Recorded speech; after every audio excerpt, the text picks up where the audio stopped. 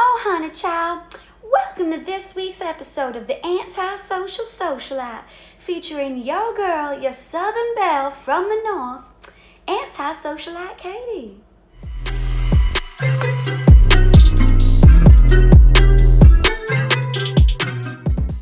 Hey guys, welcome back to this week's episode of the Antisocial Socialite. I know for a fact that I didn't once fool you with that fake southern accent that I'm actually from there, but I have a lot of loved ones that are down south right now that are dealing with crazy ass fucking weather. So we are here quickly to talk about climate change. My tatas and I, that are apparently sticking out like crazy, want to let you know that if you don't think climate change is real, it the fuck is very real. It the fuck. Even this fluttering flower is going to tell you that climate change is real. I can't ever remember in my childhood us having such a normal, mild winter year after year after year here up in the Northeast. And I can't ever recall in my young 36 years of living ever hearing that Texas was by far colder than we are here in Massachusetts or anywhere in New England. But yet, here we are. Yeah, it's so crazy. We are getting snow, dribs and drabs, couple times a week now, which is crazy because we were so mild last year, but it just goes to show that climate change is so real. So I'm not sure if you guys have seen the news that last Thursday there was 133 vehicle pileup. We're talking about SUVs, 18-wheelers, sedans, pickup trucks, everybody that was traveling on the expressway in the Fort Worth area on Thursday, unfortunately, fell victim to this crazy ass crash, and it was due to ice. They're really not prepared to be dealing with such crazy weather that we have here. I mean, one of my friends texted me saying, is it okay to drive in snow? And, I had to let her know, yes, snow's not a big issue. It's the ice that I'm really concerned about. And then another friend had texted me, tell your drunk ass weather to come back up north. We do not want it here. It's so crazy. They're in -degree Fahrenheit, of course, temperatures right now, and it's not expected to break until the end of the week. So I feel really bad, but I hope you guys stay safe, you stay warm. All of these rolling power outages are just crazy. But I mean, it just goes to show that climate change is real.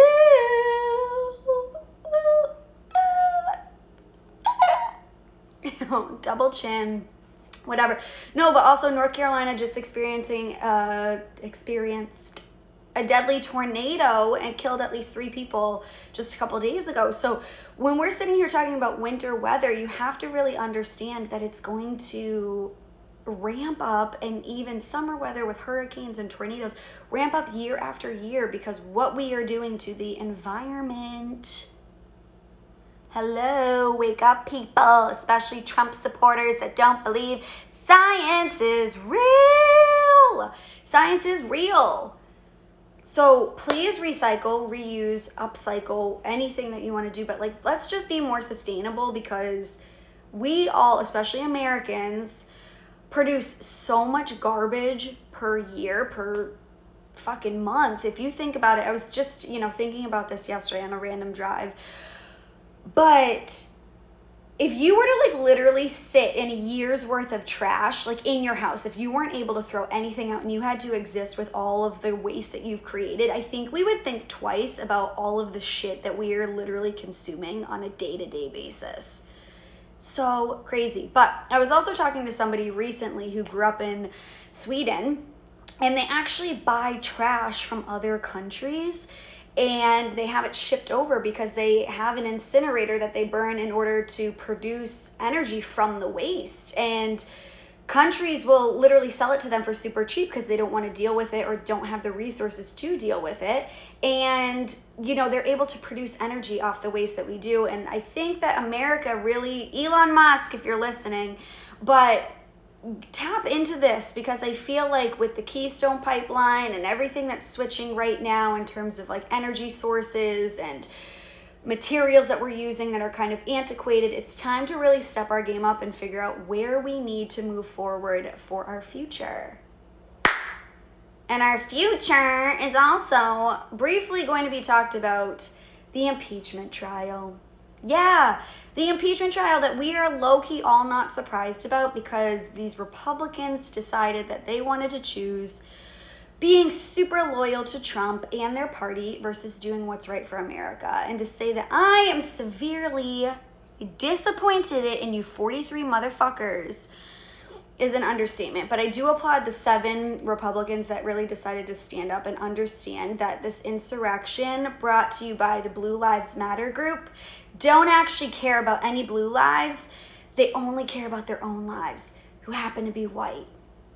So not to get too political in this episode, but you guys already know where I stand.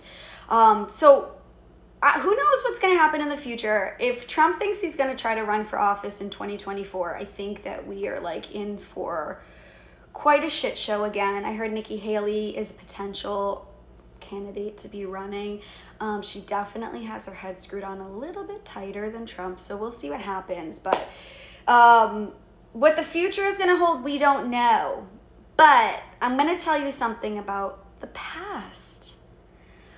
My college roommate and my friend Johnny, who you guys have met many a times on the show, were texting each other the other day because I forgot about this girl that literally existed that was in our grade in school. And I was like, do you guys remember this girl, blah, blah, blah. And they're like, no. I literally busted out my yearbook in order to find her picture and show it. And then we decided to literally go through the yearbook and like revisit everybody. I forgot half these people existed, and I usually have a really good memory about knowing fellow classmates or even in different years. So I figured, let's take a brief look down memory lane, and I'm going to show you my hideous yearbook photos.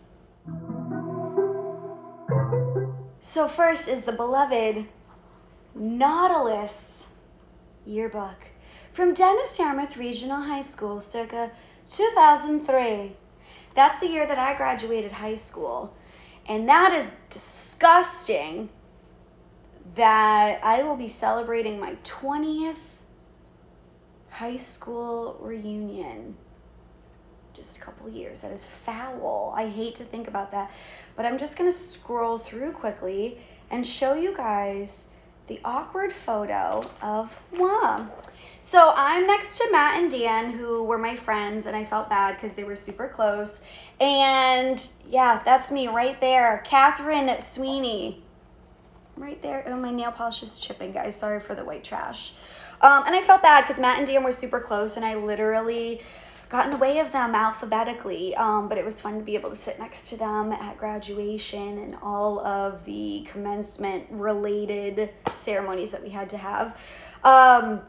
But yeah, the early 2000s were a fun time. I was actually just DMing with a friend last night about the hilarity of our fashion choices back in the early 2000s, the late 90s, with like the Alloy catalog, the Delia's catalog. Like, we all thought we were the shit.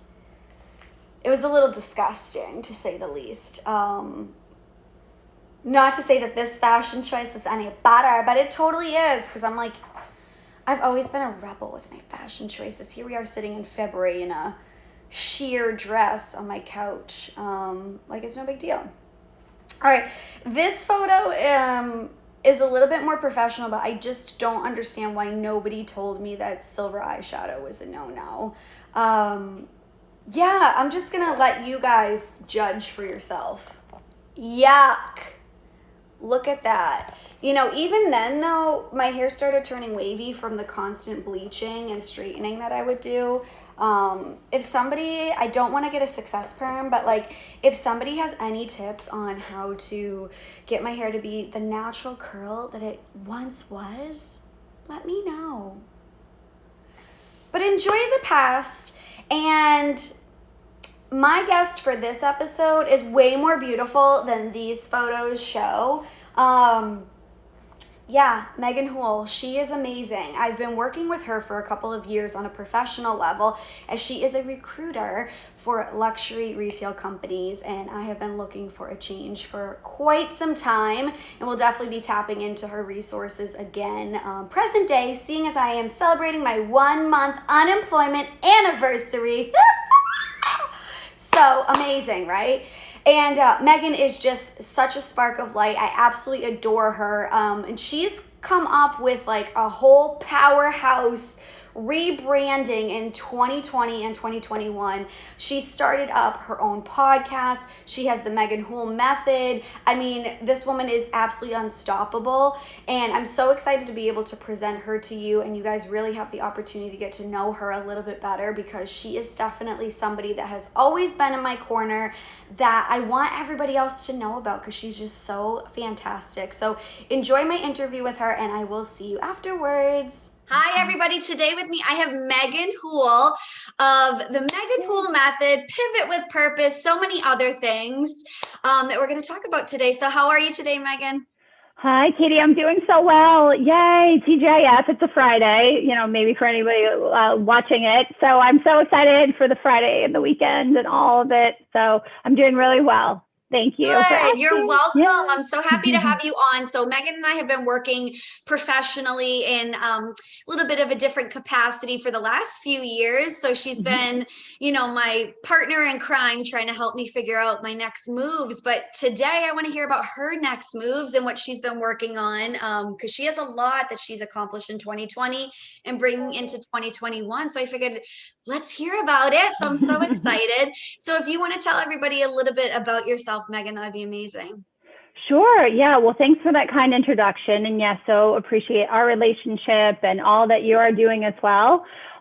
So for me, I mean, I am a seasoned retail veteran, somebody who at a very young age thrusted myself into the working environment.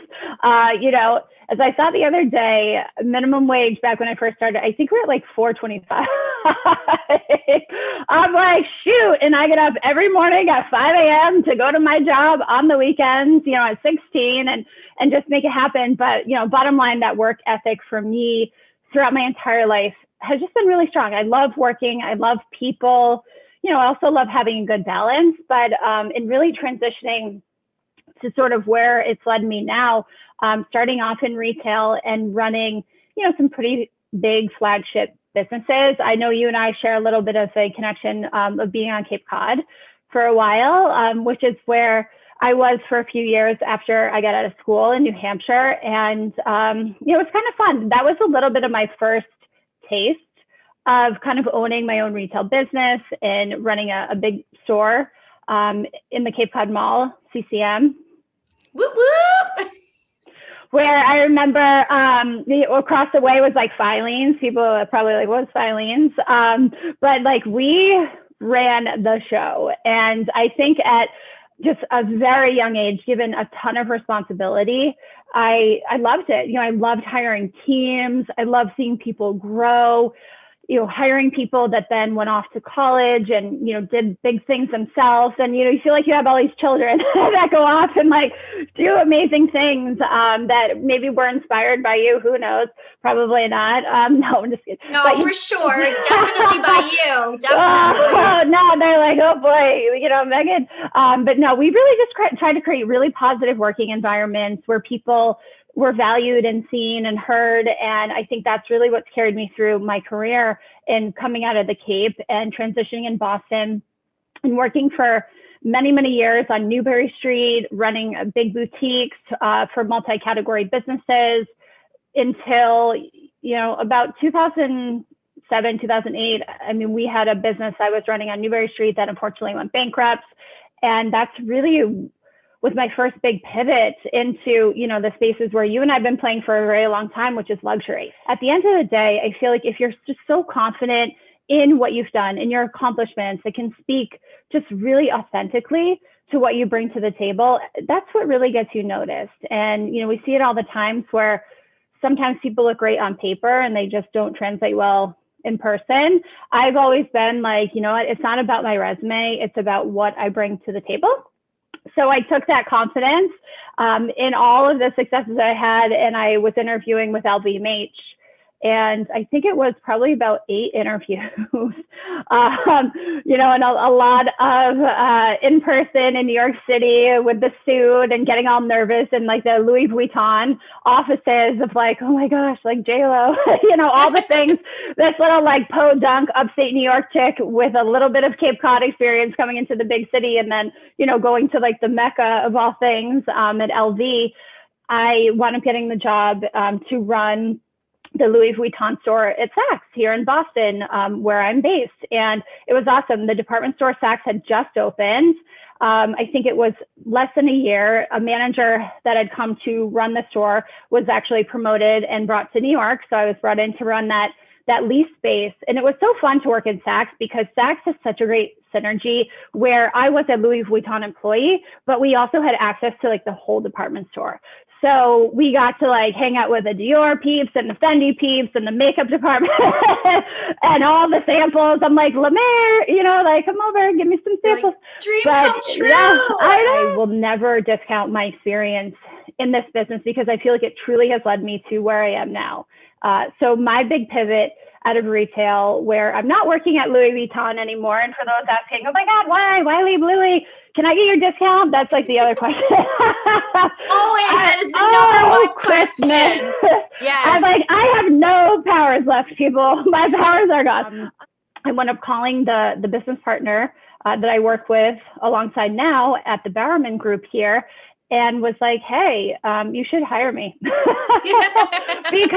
I want to get out of retail. And I know you recruit in luxury and specialty and consumer goods. And that has been my world I've been living in since I have been capable of working. And I'd love to be able to get into company cultures and talk to people and really get to the heart of their passion and motivation. It's a little like job matchmaking. Right. So you find the right candidate, you make sure they make sense for that right company, and then you move forward from there. So hustling away. Yes, you are forever a hustler. But I will say, you know, for what you just talked about, your whole history of how you got to where you are, you've always been working for a company, but now you've really pivoted.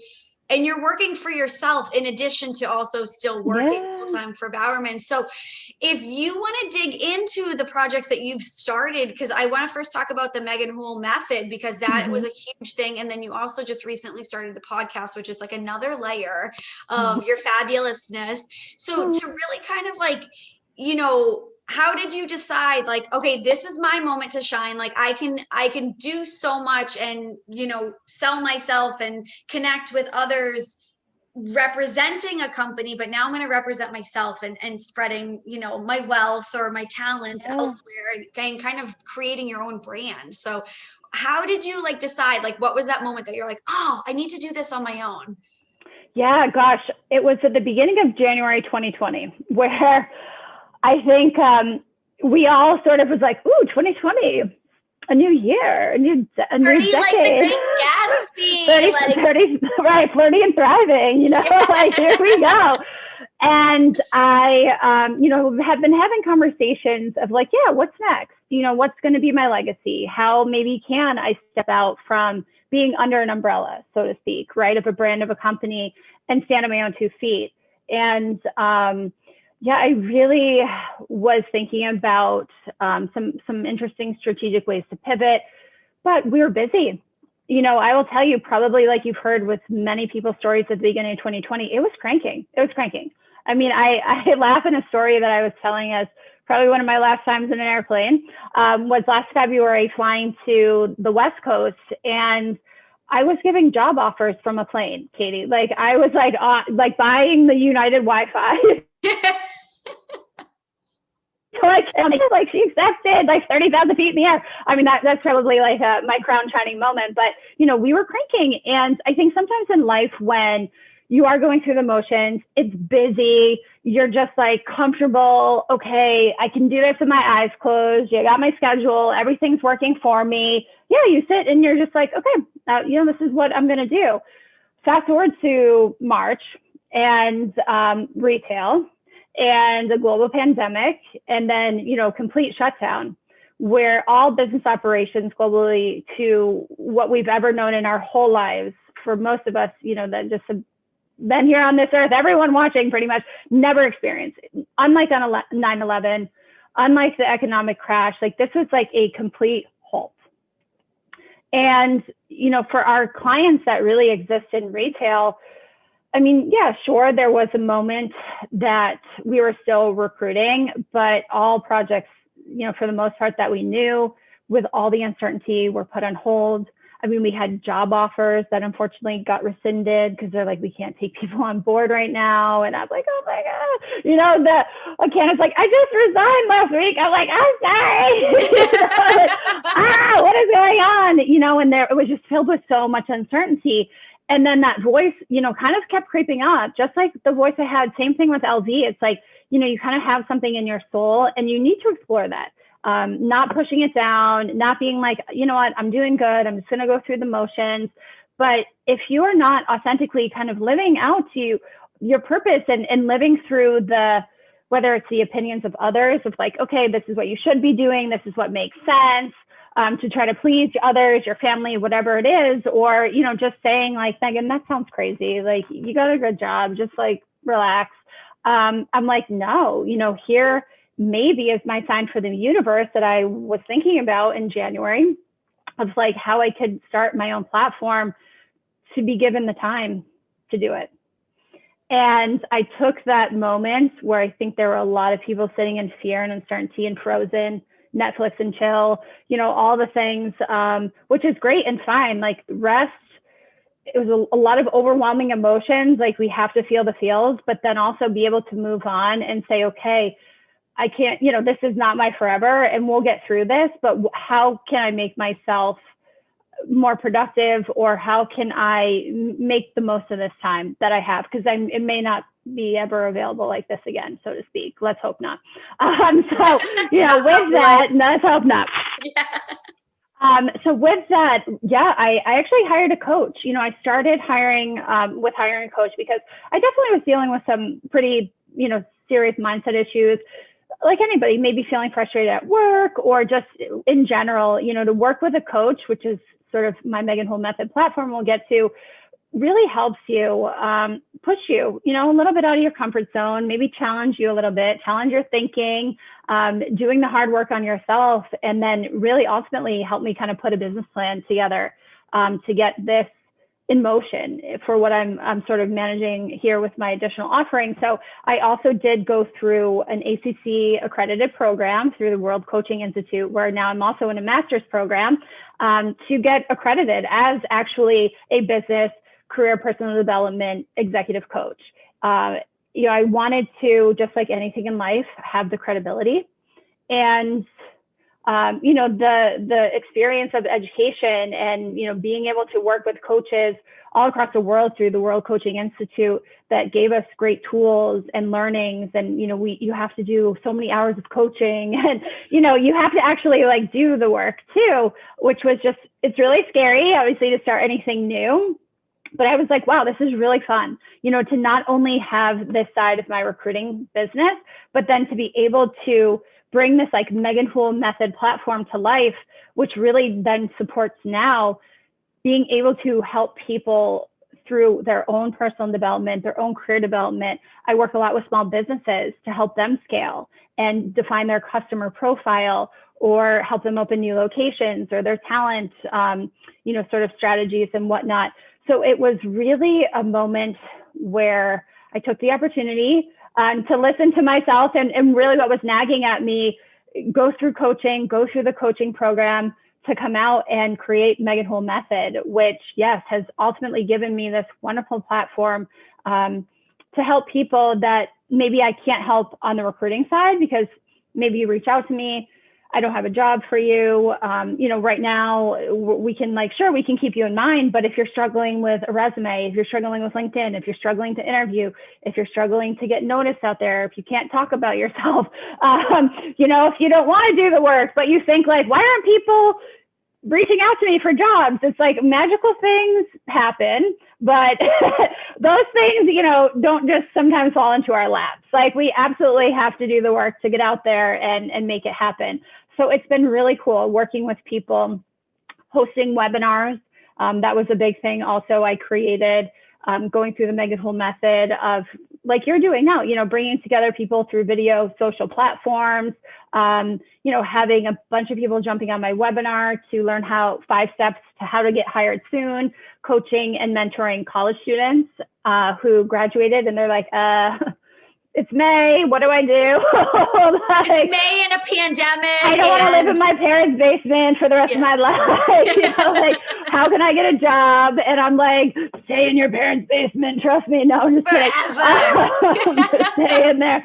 But no, it's so rewarding to me and soul filling in various different ways where creating this platform really has nothing self-serving to do with me. It's more about having something where I can stand on my own 2 feet and build a little bit of my own brand messaging. And for once, be like, I want my brand to look like this. I want my logo to look like this. I want it to feel like this. This is what I want to say. Where working under a big corporate umbrella, working for somebody else, it's more just about execution. Execution, do your job, show up, meet the goals, all of the things. But this has given me a chance to just propel myself even further and given me a lot of other different platforms to be able to share my voice, hopefully add value out there in other ways to people that are struggling or, I can relate with going through the same things. I mean, the road to this point has not been easy. I mean, I've dealt with a lot of imposter syndrome, self-doubt, seasonal depression, frustration, just like the days where you feel like it's too much, I don't want to deal, and a lot of anxiety, where if you really can shift your mindset and be in working on things that really serve yourself and your soul, that you're excited about, that bring you joy every day, it's pretty exciting when you can get to that point and really be proud. So let's pivot over now to talking about pivot with purpose. So we've kind of teased a little bit about your podcast, but now you've officially started a whole nother layer of your brand. Yeah. Which is so exciting. I mean, I'm pretty sure this is the first time you've ever done your own podcast, if I'm not mistaken. Yeah. Yes. Oh, totally my first. I know. And you think about like, what's one more podcast out there? But you're like, why not podcast? Like, you have good things to say, like what you're doing now, for whoever listens, I'm so grateful and appreciative. But yeah, it was really fun to put this together and get this out there. Yeah. Yeah. So, with Pivot with Purpose, I hadn't done my own podcast, but again, kind of in the midst of last year and just all of the networking I was doing, saw an opportunity to be on a few podcasts where I was sharing some of my own career advice, wisdom, strategy, you name it, on, some fashion brand career podcasts, some smaller podcasts, a podcast that was run through the Parsons School of Fashion and Design called Retail Revolution, which is awesome, and hosted by one of my very good friends, Christopher Lacey, and also produced by a company called Fashion Cohort, which the producing team was like so amazing, so nice. And I actually want to kind of being on another small podcast with them, doing like a little sort of soundbite thing about hiring executives in the industry. And was sitting here and had it on my like dream board of like, okay, I really want to do a podcast. How can this come out? Is it too soon after coaching and whatnot? And I actually want to reaching out to the producer of Retail Revolution within Fashion Cohort. And I was like, hey, I don't know where to start. I know I can't do this on my own. I don't have like the tech savviness to sit and edit and cut and the time or anything. Like if I want to do this, again, like anything, I want to do it right.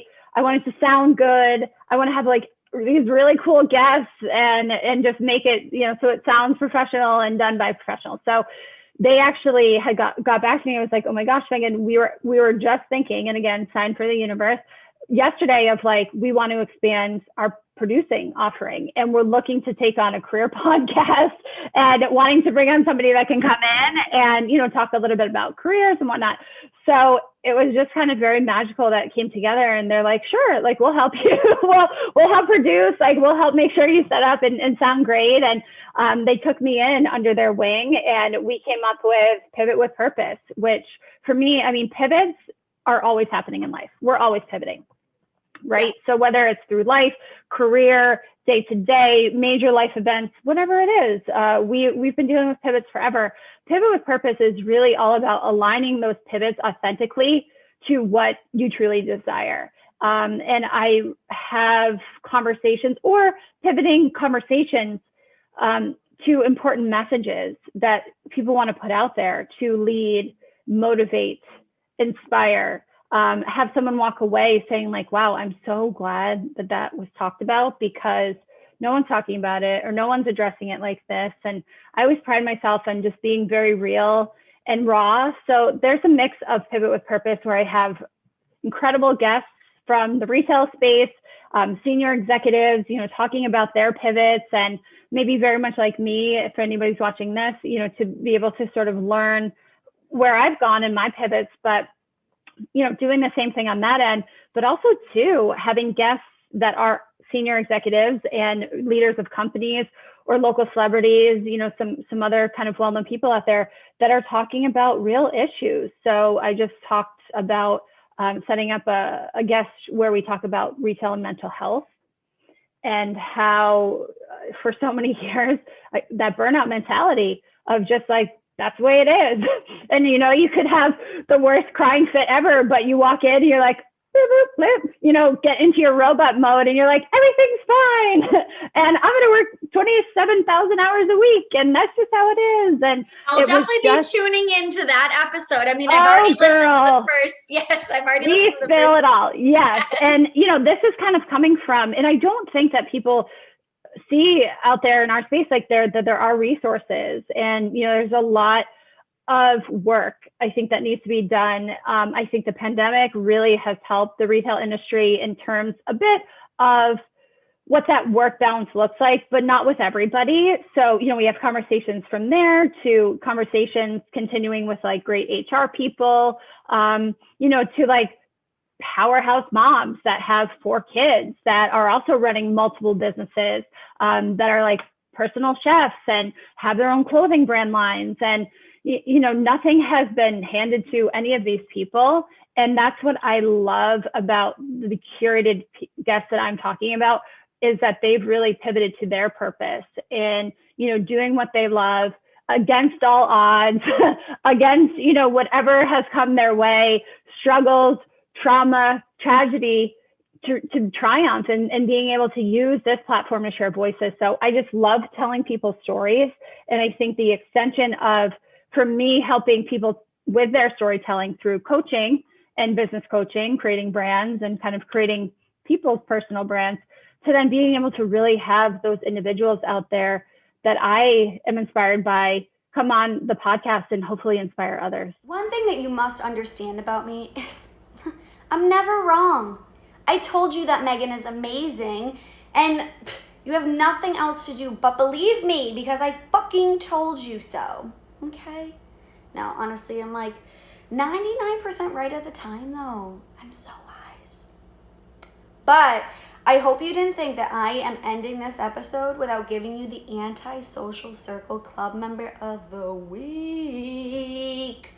So I'm going to hit you guys with that. We're going to wrap up this episode and then I will be filming my episode for next week in 2 weeks from now. Just kidding, I lied. See, shit, I am wrong. Sometimes, 1% of the time. But I'll have a great episode for you next week. And then I'm shooting the following week's episode in the top secret location. Okay? Have a great week, everybody. Practice humility. Recycle for me. And just like be a good person. Bye. Bye.